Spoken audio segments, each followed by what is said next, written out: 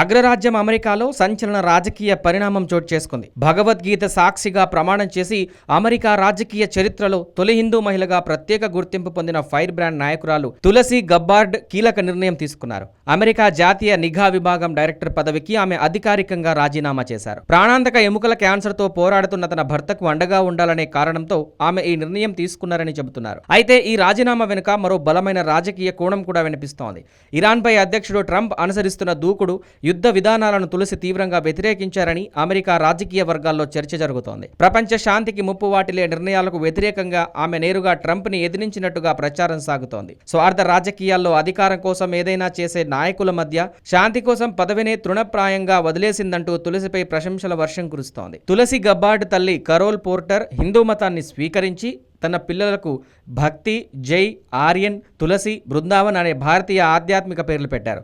తులసి తన వివాహాన్ని కూడా వేద మంత్రాల సాక్షిగా హిందూ సంప్రదాయంలో చేసుకున్నారు. 2012లో హవాయ్ నుంచి డెమోక్రటిక్ పార్టీ తరపున అమెరికా హౌస్ ఆఫ్ రిప్రజెంటేటివ్స్ కు ఎన్నికైన తులసి భగవద్గీతపై ప్రమాణం చేసి సభలో అడుగుపెట్టారు. అమెరికా ప్రతినిధుల సభకు ఎన్నికైన తొలి హిందూ మహిళ కూడా ఈమెనే.